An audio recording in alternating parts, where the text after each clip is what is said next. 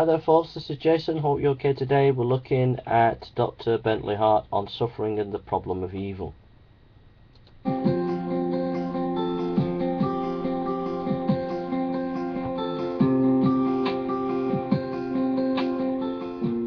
2005, David Bentley Hart wrote about suffering in his book, The Doors of the Sea. Where was God in the tsunami? Using the Asian tsunami as a springboard into the discussion.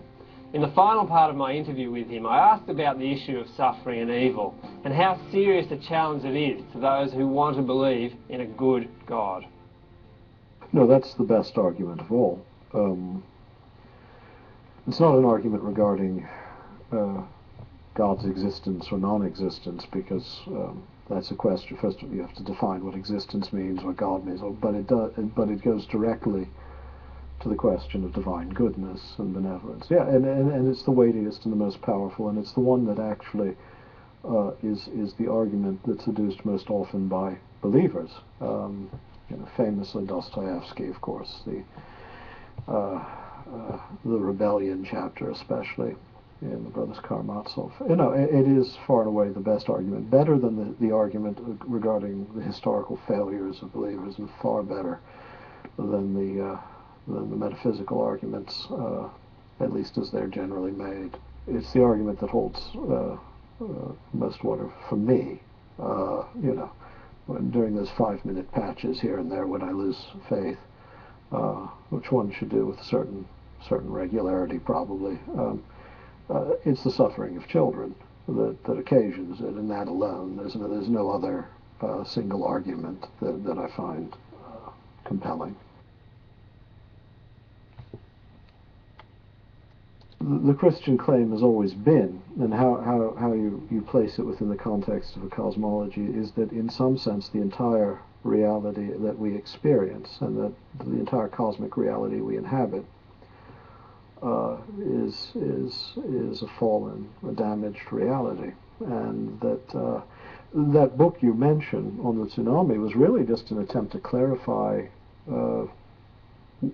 and distinguish between New Testament claims and a lot of the later banal and sometimes quite repulsive theodicies offered by later Christians. The sort of Calvinist argument for divine sovereignty doesn't really have to justify itself to you morally, or equally like Richard Swinburne's arguments, forgive me, I hate to name names, about how suffering gives us opportunities for moral goodness, which and that includes apparently the Holocaust. It's hard to make those sorts of arguments and stand with someone who's actually... Yes, and I think ultimately, if that's the calculus, then God comes out as evil. It's just no way you work your way to the end of these chains of reasoning without coming up with an arbitrary and in some ways quite deplorable picture of God. So the book, going to the Pauline texts and Johannine and the others, is simply pointing out that, first of all, this is not the New Testament picture of evil, and that's got to be significant for Christians, certainly, that somehow the world as we know it is under the dominion of powers. How we understand those powers alters from age to age, but the thing that runs through it is that you cannot look at the context of cosmic reality in it and see written in it the designs and ends of God in a straightforward way.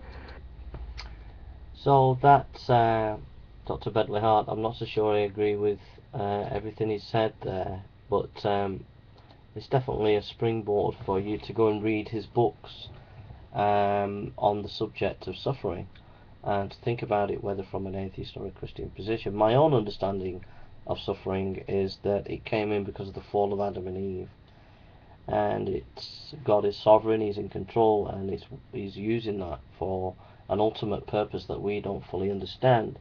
But that He came into the fallen world to put it right through Him sending His Son Jesus Christ to die on a cross, and that as we believe in Him, then we will find peace and comfort within our suffering.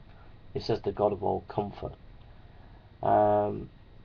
So at the cross we see what suffering is. We see what the reality of humanity is, that it's a broken humanity, and that it took God to come in and die on the cross to put it right. So I offer this video as a somewhat reflection on the subject to start you off. Thank you.